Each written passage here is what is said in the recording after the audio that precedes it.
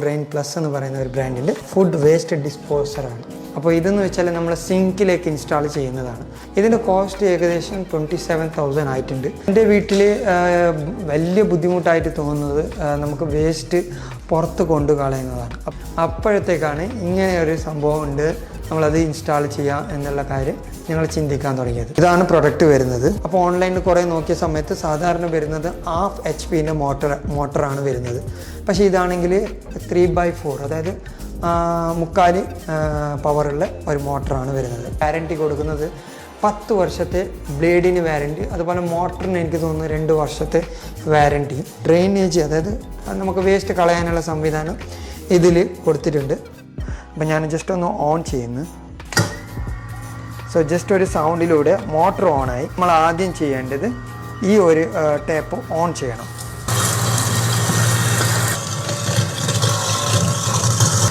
സൗണ്ടിൽ കുറച്ച് മാറ്റം വന്നിട്ടുണ്ട്. അതിൻ്റെ അർത്ഥം നമ്മൾ ഇത് ഇട്ട സാധനം, അതായത് ഇട്ട എല്ലാ വേസ്റ്റും അതിനകത്ത് ഇപ്പോൾ ഗ്രൈൻഡ് ചെയ്തോണ്ട് അത് ഗ്രൈൻഡ് ആയതിനു ശേഷം എല്ലാ വേസ്റ്റ് അത് വെള്ളത്തിൻ്റെ രൂപത്തിലായിട്ട് നമ്മളെ പൈപ്പിലൂടെ വേസ്റ്റേജിലേക്ക് പോകും. അപ്പോൾ ഇതേമാതിരി നമുക്ക് എന്ത് വേണമെങ്കിലും ഇതിൽ വേസ്റ്റ് ഇടാൻ പറ്റും. ഫോർ എക്സാമ്പിൾ ആയിട്ട് പറയുകയാണെങ്കിൽ നമ്മൾ വീട്ടിൽ ഇറച്ചി കഷ്ണങ്ങൾ, അതുപോലെ അതിൻ്റെ ബോൺസ്, പിന്നെ ചിക്കൻ ബോൺസ്, അങ്ങനെ നമുക്ക് വേസ്റ്റേജ്, അതായത് ഏത് വേസ്റ്റേജ് വേണമെങ്കിലും നമുക്കിതിൽ ഇട്ടിട്ട് ഗ്രൈൻഡ് ചെയ്തിട്ട് അത് വെള്ളത്തിൻ്റെ രൂപത്തിലാക്കിയിട്ട് വേസ്റ്റേജിലേക്ക് പോകും. ഇൻ കേസ് അങ്ങനെ ഒരു സ്പൂൺ എന്തെങ്കിലും വീണാൽ നമുക്ക് ഇത് ഈ ഒരു മെഷീൻ ഓട്ടോമാറ്റിക്കായിട്ട് കട്ട് ഓഫ് ആവും. കട്ട് ഓഫ് ആയതിനു ശേഷം നമ്മൾ ഈ പവർ ഓഫ് ചെയ്യണം.